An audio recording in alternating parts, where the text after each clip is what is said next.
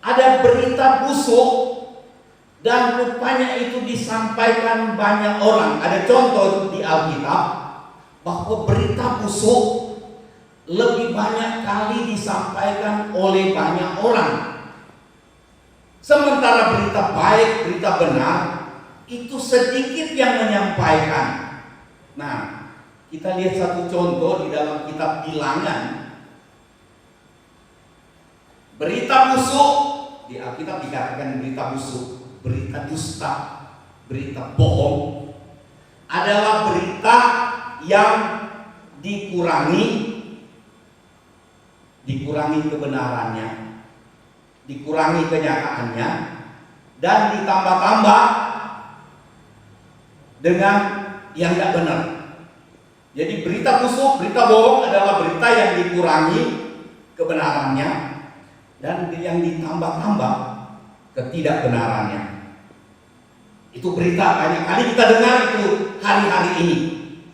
Berita yang dikurang-kurangi kebenarannya dan ditambah-tambah ketidakbenarannya, ditambah-tambah fitnahnya. Tapi ada banyak orang yang percaya. Saya ada nulis di Facebook tadi malam sambil merenungkan firman Tuhan ini. Terus saya nulis begini. Saudara bisa buka nanti di Facebook. Saya tulis begini. Kita harus belajar bereaksi benar ketika mendengar cerita salah mengenai kita yang disebarkan oleh orang yang sering berbuat salah tapi sering berhasil membenarkan diri sehingga masih dianggap benar oleh beberapa orang benar. Kalau saudara mengerti itu syukur, kalau tidak mengerti tidak usah susah. Maksudnya begini, kita harus bereaksi benar ketika orang menceritakan secara tidak benar. Dan orang yang menceritakan itu adalah orang yang tidak benar. Tetapi orang itu selalu berhasil membenarkan diri. Jadi akhirnya dipercayai oleh orang-orang benar. Masih banyak orang yang benar. Mereka percaya bahwa cerita itu benar. Sakit tidak? Sakitnya di sini.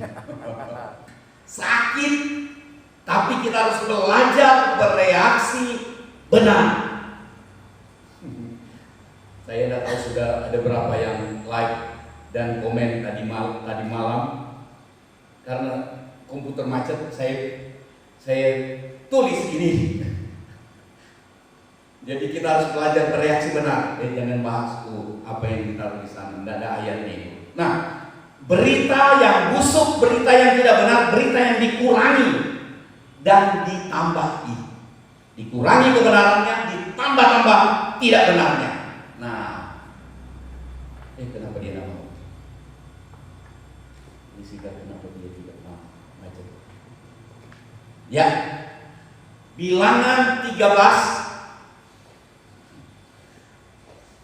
Kita lihat nih, Bilangan 13 ayat yang ke-31 sampai 33. Saya baca dengan cepat.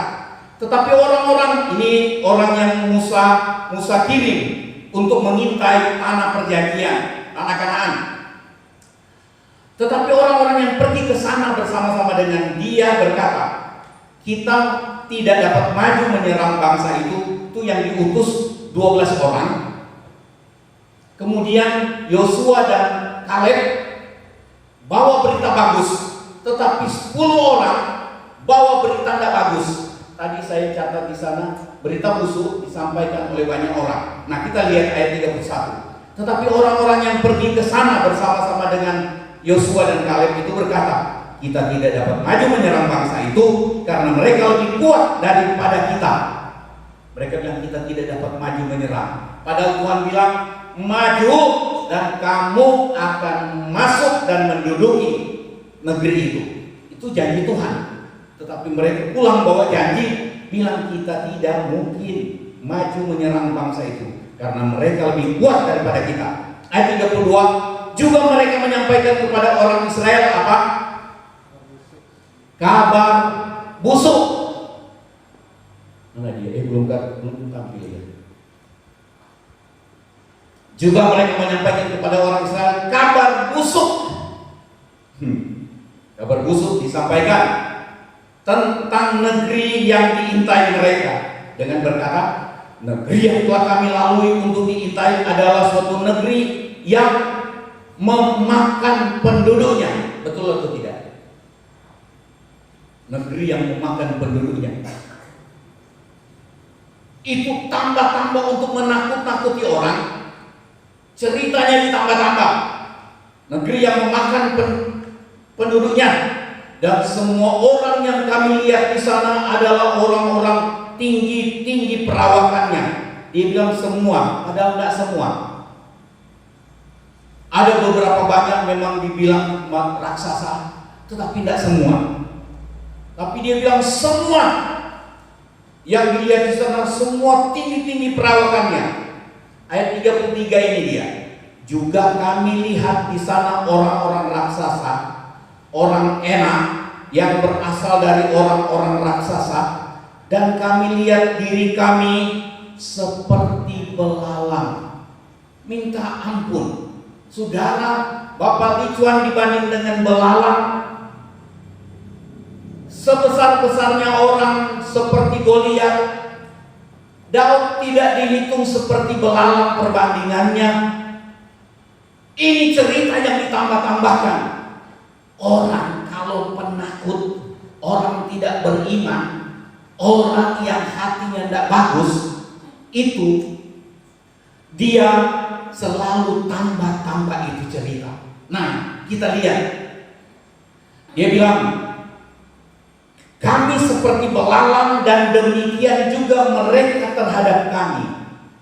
Dia tidak tahu penilaian orang itu ke dia, tapi dia sudah tambah. Dia bilang orang itu anggap kami belalang, dan kami lihat diri kami seperti belalang.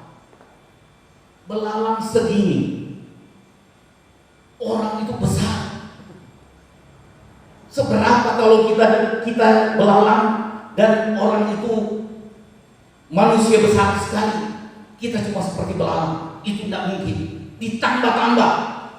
Dan janji-janji Tuhan untuk memenangkan masuk ke tanah perjanjian itu mereka kurangi. Mereka bilang gak mungkin maju. Tetapi kita lihat ada berita benar. Jadi berita bohong, berita hoax hari-hari ini dalam ayat 33 terjadi di gereja, terjadi di tiap-tiap bangsa, termasuk di bangsa kita. Cerita yang ditambah-tambah terus diedarkan.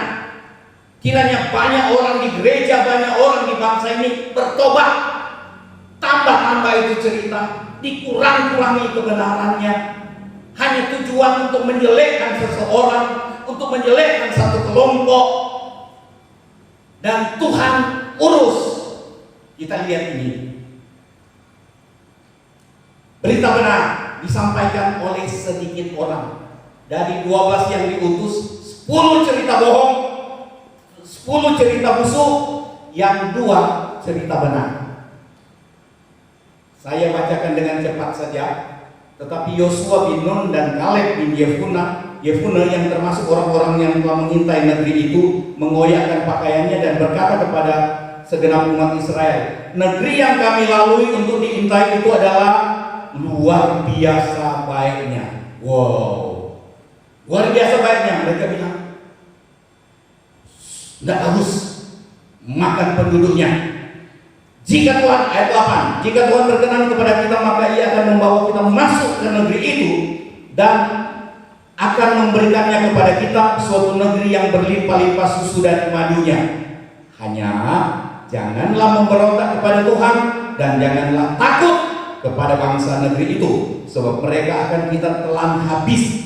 Yang melindungi mereka sudah meninggalkan mereka, sedang Tuhan menyertai kita. Janganlah takut kepada mereka. Ayat 10, lalu segenap umat itu apa? Mengancam hendak melontari kedua orang itu dengan batu. Tetapi tampaklah kemuliaan Tuhan di kemah pertemuan kepada semua orang Israel. Kita lihat ayat 10 sebentar. Segenap umat mengancam untuk lempar 2 orang pemberita kebenaran. Mereka mau lempar dengan batu. Bereaksi salah terhadap berita. Berita jelek mereka aminkan. Dan kita lihat itu terjadi di gereja, terjadi di negara ini. Berita jelek kan diaminkan oleh ribuan, oleh jutaan orang. Berita busuk, berita yang ditambah-tambah, berita yang dikurang-kurangi kebenarannya, diaminkan. Kadang-kadang diaminkan atas nama Tuhan lagi. Mengerikan keadaan gereja kalau seperti ini, keadaan bangsa kalau seperti ini. Diaminkan oleh banyak orang. Berita busuk yang dibawa oleh banyak orang diaminkan oleh banyak orang. Dan berita baik yang dibawa oleh 2 orang, oleh sedikit orang. Berita benar yang dibawa oleh sedikit orang itu mau dilawan oleh banyak orang. Hari ini kita lihat itu sedang terjadi. Berita benar yang disampaikan oleh 1, 2, 3 orang itu mau didemo oleh jutaan orang. Mereka mau ambil batu untuk lempar Yosua dan Kaleb. Tapi kita lihat kemuliaan Tuhan. Tetapi tampaklah kemuliaan Tuhan di kemah pertemuan kepada semua orang. Ada intervensi dari Tuhan. Ada campur tangan Tuhan ketika berita hoax, ketika berita busuk makin diedarkan dan makin dipercayai orang. Orang lebih menolak berita kebenaran daripada berita yang busuk itu, berita dusta. Orang lebih suka terima berita dusta, mengaminkannya. Maka Tuhan turun tangan. Tuhan campur tangan. Saya percaya Tuhan akan campur tangan atas gereja, atas pendeta yang cerita ketidakbenaran. Tuhan akan campur tangan juga buat orang-orang di bangsa ini yang suka memberitakan ketidakbenaran. Ditambah-tambah, dikurang-kurangi. Ada intervensi Tuhan, ada campur tangan Tuhan. Kita akan kaget lihat ketika Tuhan mulai campur tangan pemerintah ketidakbenaran. Tuhan urus. Kiranya kita berjaga-jaga. Berita yang ada di sekitar hidup kita, ada berita kebenaran, ada berita firman kebenaran, ada berita benar untuk bangsa ini. Tetapi juga ada berita busuk, berita dusta, tetapi dipercayai oleh banyak orang. Tuhan tolong kita bersikap benar, mendengar berita kebenaran firman, taati. Kita terhindar dari keadaan yang sukar. Kita alami kemenangan. Orang yang mendengar firman tetapi tidak melakukannya, dia membuka kesempatan untuk kesukaran datang menghimpit dan menghancurkan, merugikan hidupnya. Ada campur tangan Tuhan. Kita harus bertekad, Tuhan, saya dengar firman, saya ingin turut.